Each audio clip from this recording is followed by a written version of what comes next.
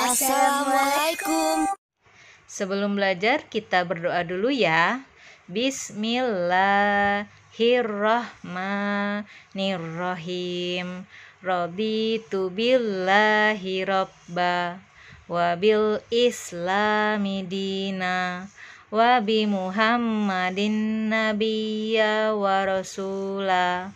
Rabbi zidni ilma warzuqni fahma.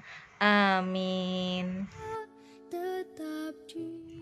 Kali ini kita akan membahas tentang sumber daya alam di Indonesia.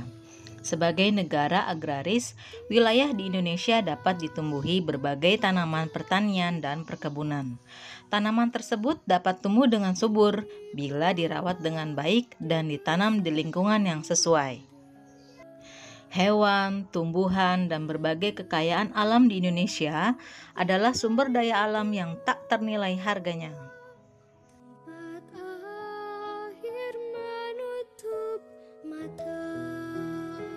Masih ingat dengan pembelajaran lingkungan di Indonesia?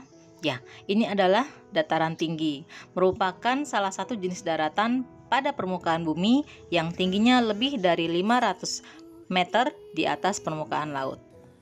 Dataran rendah merupakan salah satu jenis daratan pada permukaan bumi yang tingginya 200 meter di atas permukaan laut. Pantai. Daerah pantai adalah perbatasan antara laut dan daratan.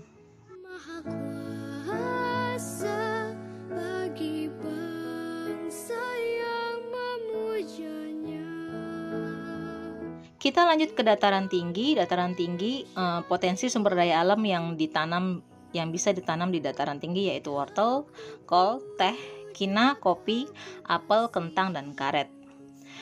Mata pencaharian masyarakat di daerah dataran tinggi yaitu petani perkebunan, petani sayur, peternak, dan pedagang.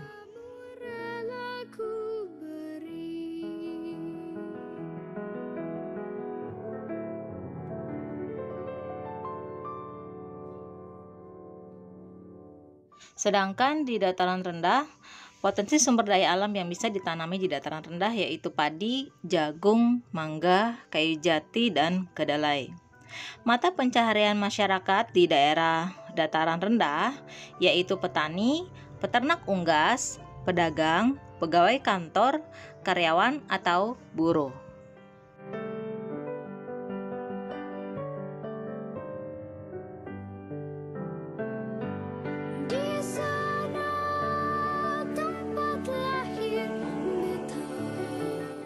Daerah pesisir pantai, potensi alam yang bisa dimanfaatkan di daerah pesisir pantai yaitu hewan laut, rumput laut, garam, terumbu karang, pohon kelapa, dan tanaman bakau.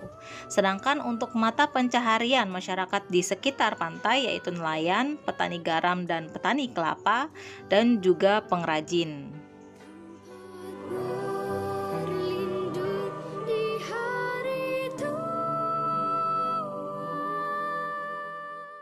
Potensi sumber daya alam memiliki hubungan dengan masing-masing lingkungannya. Mata pencaharian atau pekerjaan masyarakatnya pun sesuai dengan masing-masing lingkungannya. Dengan demikian, lingkungan sangat berpengaruh terhadap potensi sumber daya alam dan mata pencaharian masyarakat setempat.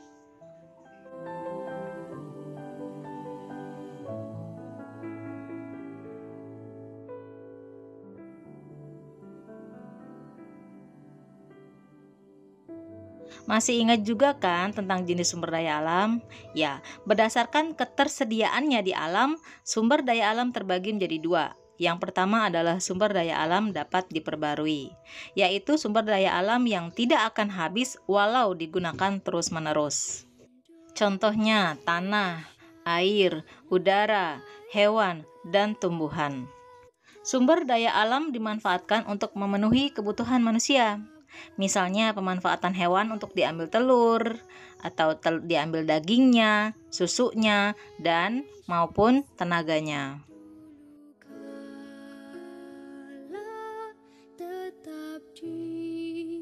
Sumber daya alam lainnya dari tumbuhan yaitu jagung sebagai pengganti bahan makanan.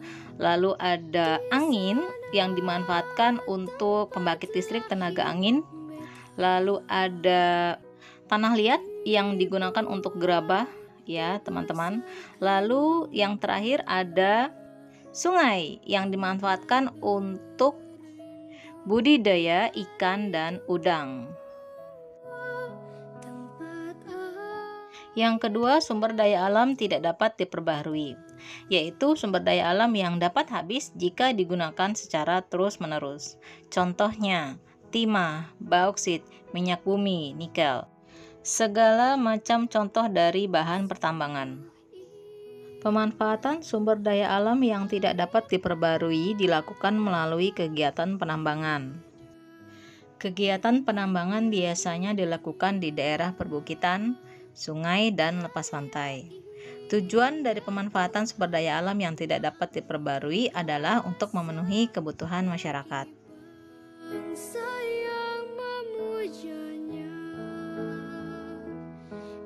Berikut adalah tabel pemanfaatan sumber daya alam yang tidak dapat diperbarui. Yang pertama, minyak bumi, aftur untuk bahan bakar pesawat terbang, bensin untuk bahan bakar kendaraan bermotor, dan parafin untuk bahan pembuat lilin, biji besi sebagai bahan pembuat peralatan rumah tangga, bauksit sebagai bahan dasar pembuatan aluminium, marmer sebagai bahan bangunan rumah atau gedung, sedangkan belerang sebagai campuran bahan pewarna atau bahan kosmetik dan juga bahan baku pembuat korek api. Nikel bahan pelapis besi agar tidak mudah berkarat. Sedangkan grafit adalah bahan pembuat pensil dan isi dari baterai.